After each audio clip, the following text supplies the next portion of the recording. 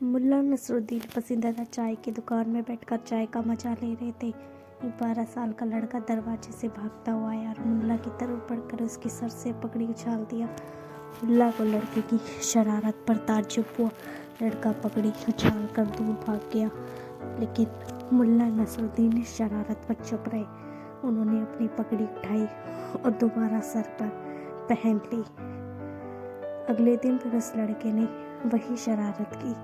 मुल्ले ने फिर से लड़के से कुछ नहीं कहा।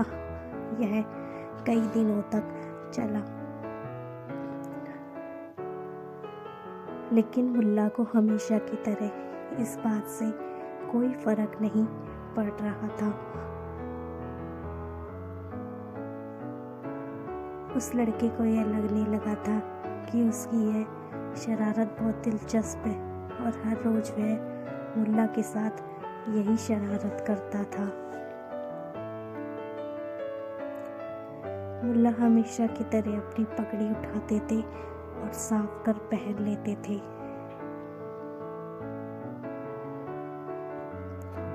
एक दिन मुल्ला के दोस्त ने उनसे इस बारे में सवाल किया, आप उस शरारती लड़के को सजा क्यों नहीं देते?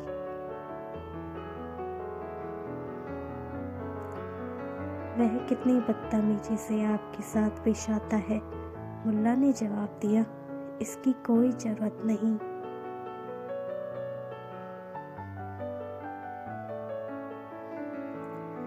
एक दिन मुल्ला चाय की दुकान पर थोड़ा देर से पहुंचे। जब दुकान पर पहुंचे तो उन्होंने देखा कि उनकी हर रोज की जगह पर एक लंबा चौड़ा सिपाही बैठा था।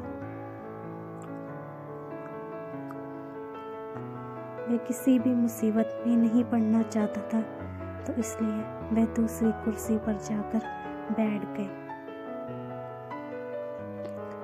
कुछ देर बाद वह शरारती लड़का फिर से दुकान के दरवाजे से भागते हुए आया और जहां हर रोज मुल्ला बैठते थे वहां पहुंच गया।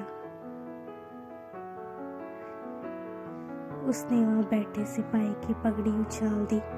बेचारा लड़का इतनी जल्दी में था कि देख नहीं पाया कि कुर्सी पर बैठकर शायद मुल्ला नहीं सिपाही पी रहा है।